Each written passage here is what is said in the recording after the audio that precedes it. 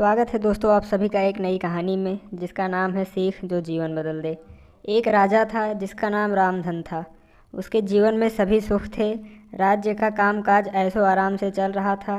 राजा के नैतिक गुणों के कारण प्रजा भी बहुत प्रसन्न थी और जिस राज्य में प्रजा खुश रहती है वहाँ की आर्थिक व्यवस्था भी दुरुस्त होती है। इस प्रकार हर क्षेत्र में राजा का प्रवाह अच्छा था। इतने सुखों के बाद भी राजा दुखी था क्योंकि उसकी कोई संतान नहीं थी। यह गम राजा को अंदर ही अंदर सताता रहता था। प्रजा को भी इस बात का बहुत दुख था। वर्षों बाद राजा की यह मुराद पूरी हुई और उसे एक पुत्र की प्राप्ति हुई। पूरे नगर में कई दिनों तक जश्न मना। नागरिकों को राजमहल में दावत दी गई। राजा की इस खुशी में प्रजा भी झूम रही थी। समय बीतता जा रहा था। राजकुमार का नाम नंदन सिंह रखा गया। पूजा पाठ एवं इंतजार के बाद राजा को संतान प्राप्त हुई थी, इसलिए उसे बड़े लाड़ प्यार से रखा जाता था। लेकिन अति किसी भी बात के लिए अच्छी नहीं होती है। अधिक लाड़ प्यार ने नंदन को बहुत ही बिगाड़ दिया था। बचपन में तो नंदन की सभी बातें दिल को लुभाती थी, पर बड़े होते यही बातें बदतमीजी लगने लगी। नंदन बहुत ज़्यादा जिद्दी हो गया था। उसके मन में अहंकार आ गया था। वह चाहता था कि प्रजा सदैव उसकी जय जयकार करे, उसकी प्रशंसा करें। उसकी बात न सुनने पर वो कोलाहल मचा देता था। बेचारे सैनिकों को तो वो पैर की जूती ही समझता था। आए दिन उसका प्रकोप प्रजा पर उतरने लगा था। वो खुद को भगवान के समान पूजता हुआ देखना चाहता था। आयु तो बहुत ही कम थी, लेकिन अहम कई गुना बढ़ चुका था। नंदन के इस व्यवहार से सभी बहुत दुखी थे। प्रजा आए दिन दरबार में नंदन की शिकायत लेकर आती थी, जिसके कारण राजा का सिर लज्जा से झुक जाता था। यह एक गंभीर विषय बन चुका था। एक दिन राजा ने सभी खास दरबारियों एवं मंत्रियों की सभा बुलवाई और उनसे अपने दिल की बात कही कि वे राजकुमार के इस व्यवहार से अत्यंत दुखी हैं। राजकुमार इस राज्य का भविष्य हैं। अगर उनका व्यवहार यही रहा तो राज्य की खुशहाली चंद दिनों में ही जाती रहेगी। दरबारी राजा को सांत्वना देते हैं और कहते हैं कि आप हिम्मत रखें, वरना प्रजा निसहाय हो जाएगी। मंत्री ने सुझाव दिया कि राजकुमार को एक उचित मार्गदर्शन एवं सामान्य जीवन के अनुभव की ज़रूरत है। आप उन्हें गुरु राधा गुप्त के आश्रम भेज दीजिए। इंसान बनकर निकलता है।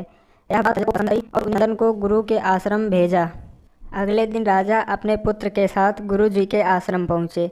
राजा ने गुरु राधा गुप्त के साथ अकेले में बात की और नंदन के विषय में सारी बात कही। गुरु जी ने राजा को आश्वस्त किया कि वे जब भी अपने पुत्र से मिलेंगे तब उन्हें गर्व महसूस होगा।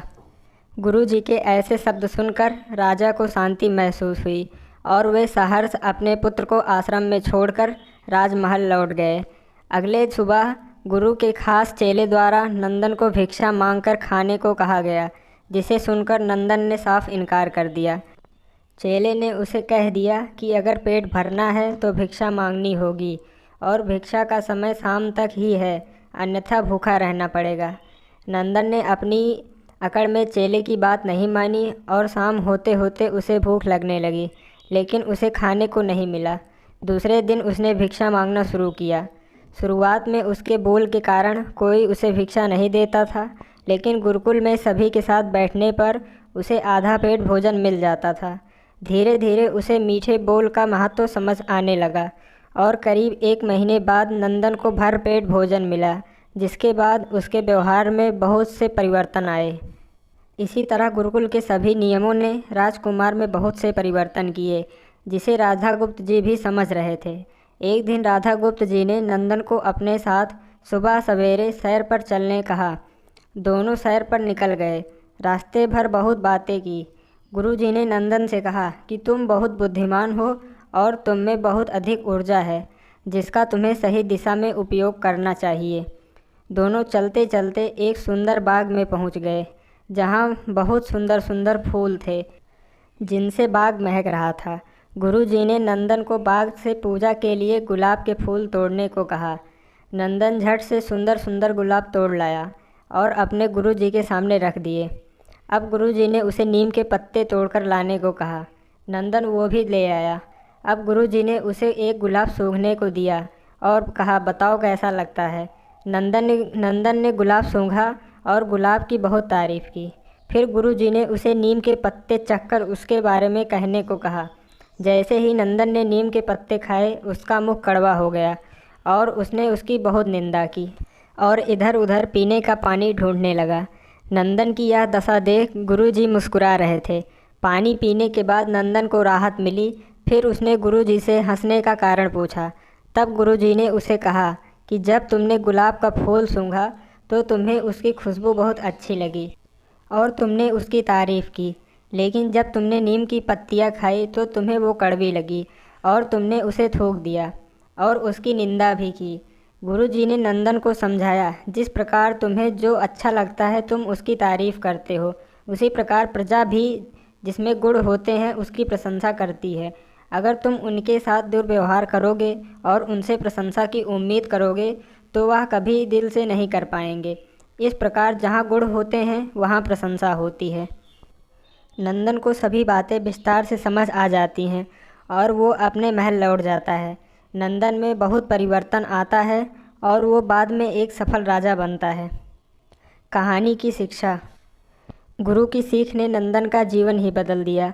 वो एक क्रूर राजकुमार से एक न्यायप्रिय और दयालु राजा बन गया। इस कहानी से हमें यही शिक्षा मिलती है कि हम में गुण होंगे तो लोग हमें पसंद करेंगे, लेकिन अगर हम अवगुणी हैं तो हमें प्रशंसा कभी नहीं मिल सकती है। दोस्तों, अगर कहानी अच्छी लगी हो तो चैनल को सब्सक्राइब करें और वीडियो को लाइक करना ना भूलें।